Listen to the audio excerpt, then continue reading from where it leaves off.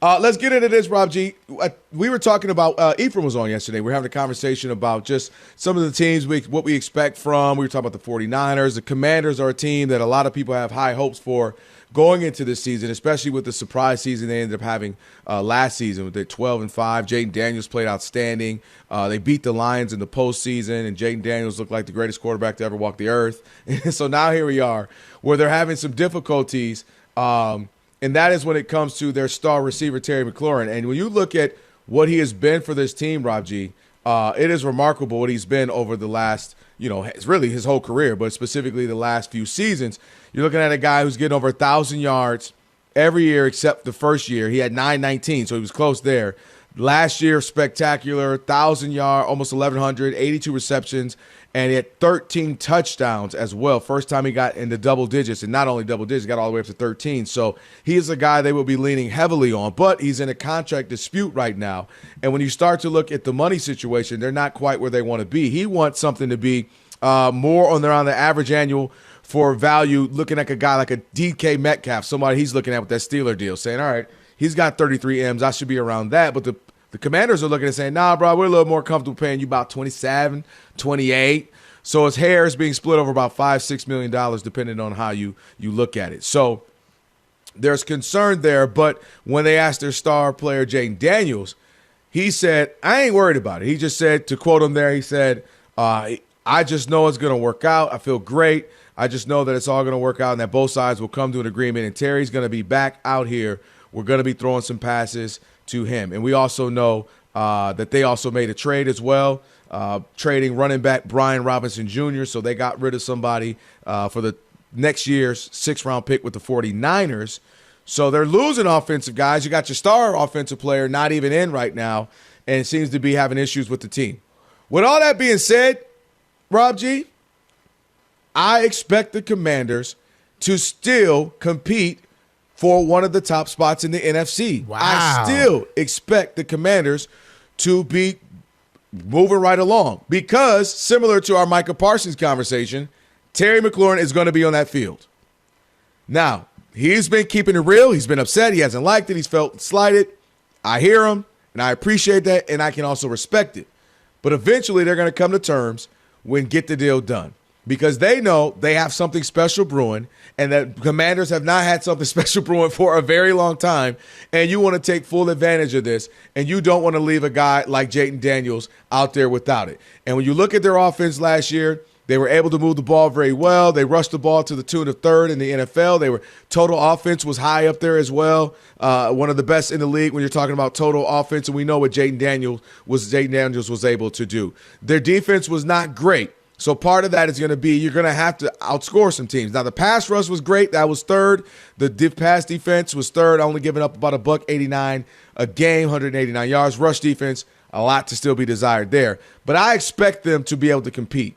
I expect them to still be looking at a top 2 to 3 in the NFC. Maybe it's the Eagles. Maybe it's them. Maybe it's the Lions. Maybe the Bucs or Rams. But those are kind of the teams I'm looking at to be competing in the conference.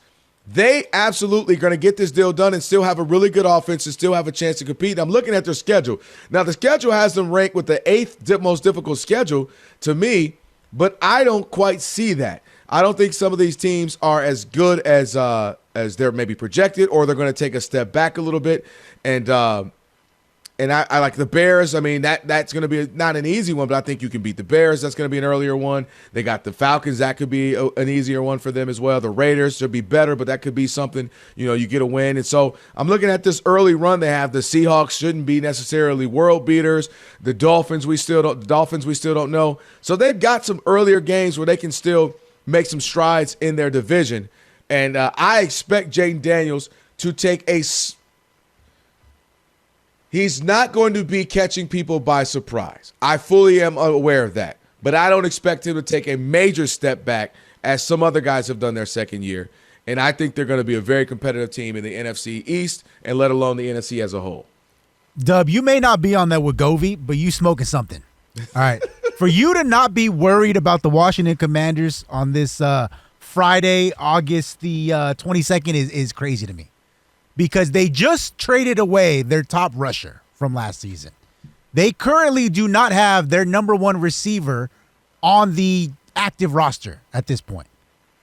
Their big free agent trade acquisition of the offseason was Deebo Samuel, who last time we saw him was about 20 pounds overweight and looking, I'm not going to call him washed, but he's pre-soaked right now. They don't call him Deebo for no reason. He's pre-soaked, okay, in the washing machine.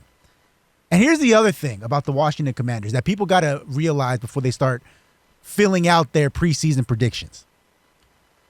Number one, they had, statistically, the greatest fourth down team in NFL history. I think they converted something like 80% of their fourth downs last year, which is an anomaly. History says that's going to regress, 60. Even if you're 50% on fourth down, that's a good number, but it's not 80%, right? So that's going to come down to earth. And here's the other thing. Jayden Daniels, who I think we all agree is one of the next guys to enter that Mahomes, Burrow, Lamar, Allen tier. The reality of the situation is this. Last season, Jayden Daniels beat one top 10 defense. 8 of his wins came against teams in the bottom 10 defensively. Here's the other thing. Here's the list of quarterbacks that Jayden Daniels beat during that incredible 12-win season. Trey Lance, Michael Penix, Kenny Pickett, Spencer Rattler, Will Levis, Caleb Williams, Deshaun Watson, Kyler Murray, Joe Burrow, and Daniel Jones twice. Outside of Joe Burrow, that is the mediocre to bad quarterback QB1s in the NFL. That is all lower tier. You're lucky that you're currently our QB1 because we just don't have the money or the draft assets to get anybody better than you. Again, I believe in Jayden Daniels long term. I think he's going to be phenomenal. But as we saw with CJ Stroud last season, improvement is not always linear. Just because he was great last season and he had this miracle run to the NFC Championship game and they blew the doors off your Detroit Lions does not mean that they're just going to take another step forward next season. I would not be shocked right now. If not only do they not compete for the NFC crown, I wouldn't be shocked if they missed the playoffs entirely. Okay. Because you're banking on too many things to break your way again, and history says it doesn't work like that in the NFL. So here's the thing. When you talk about a guy is similar to Jayden Daniels, I don't believe that everybody has to necessarily regress, because we've also seen where some guys continue to get better, right? When we first saw Patrick Mahomes, and if I told you what he would be, you would have said, yeah, right?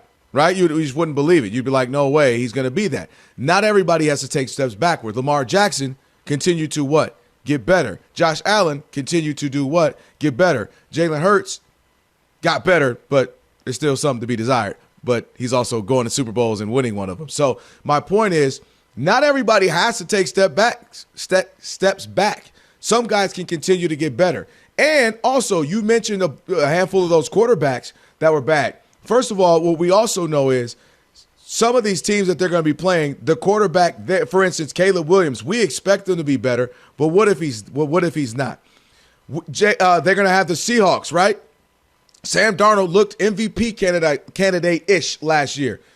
Sam Darnold might not be that again with Kevin O'Connell. He might go back and regress to Sam Darnold as we knew him. In fact, that would be more likely given the years in which he has not been great.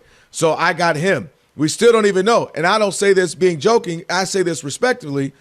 Tua might not even be healthy when they play the Dolphins. We know he has been going through it. So look, and the Giants, who is it? Is it Dart? Is it Russell Wilson? And so looking at some of the schedule, you mentioned Michael Penix Jr. beating him last year. I get to play him again. And I look at the Raiders.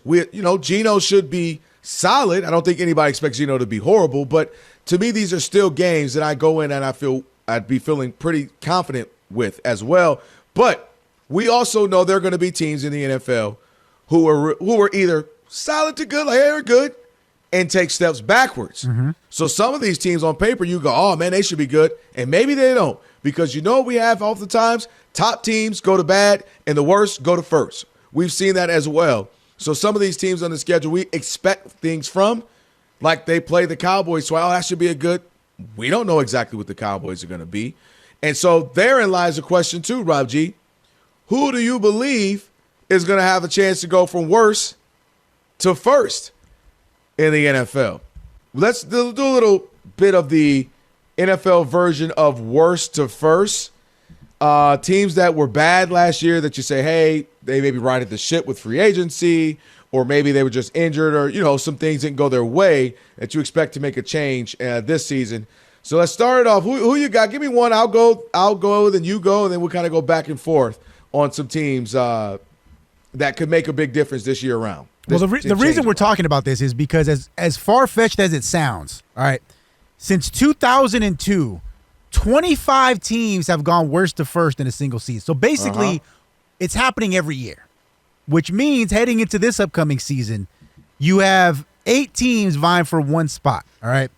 Tennessee, the Niners, the Giants, the Saints, the Patriots, the Raiders, the Browns, and the Bears.